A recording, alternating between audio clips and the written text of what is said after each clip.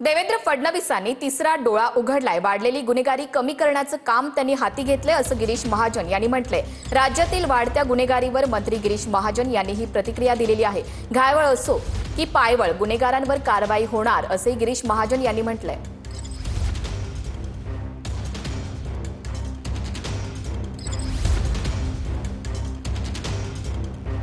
बघा, जे गुन्हेगार आहेत, गुंड आहेत, त्यांच्यावर आता कारवाई झालीच पाहिजे।